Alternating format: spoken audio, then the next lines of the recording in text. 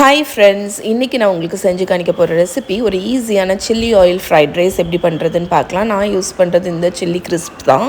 இது உங்களுக்கு இப்போ மார்க்கெட்டில் அவைலபிளாக இருக்குது. அப்படி இல்லைன்னா ஹோம்மேட் எப்படி பண்ணணும் அப்படிங்கிறதோட லிங்க்கு கீழே ஷேர் பண்ணுறேன்.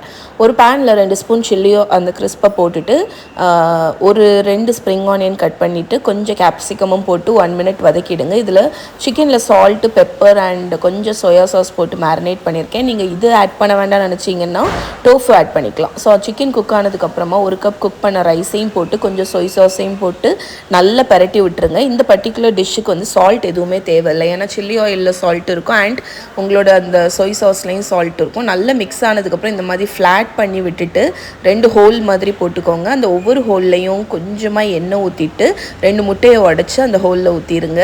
ஸோ இது வந்து ஒரு unique way of presenting and செம்ம டேஸ்ட்டாக இருக்குங்க. இப்போ ஒரு மூடி போட்டு மூடி ஒரு மீடியம் ஹீட்டில் வந்து 2 to 3 மினிட்ஸ் இதை குக் பண்ணுங்கள். அடிப்பக்கத்தில் உள்ள ரைஸ் நல்லா கிறிஸ்பி ஆகிடும் அண்ட் எக் வந்து குக் ஆகிடும். இப்போ மேலே கொஞ்சம் எக்ஸ்ட்ரா சில்லி ஆயில், கொஞ்சம் எள்ளு, கொஞ்சம் கட் பண்ணி வச்சுருக்கிற ஸ்ப்ரிங் ஆனியன் போட்டு சர்வ் பண்ணிங்கன்னா உங்களோட chilli oil fried rice ready. இது அப்படி டேரெக்டாக நீங்கள் பேன்லேயே சர்வ் பண்ணலாம். அவ்வளவு டேஸ்டியாக இருக்கும். குழந்தைங்களுக்கும் ரொம்ப பிடிக்கும். மெயினாக இது வந்து அடல்ட்ஸ்க்கு ரொம்ப பிடிச்ச ஒரு ரெசிபி. அந்த எக்கு வந்து நீங்கள் எந்த கன்சிஸ்டன்சியில் உங்களுக்கு வேணும்னு நினைக்கிறீங்களோ அந்த கன்சிஸ்டன்சியில் நீங்கள்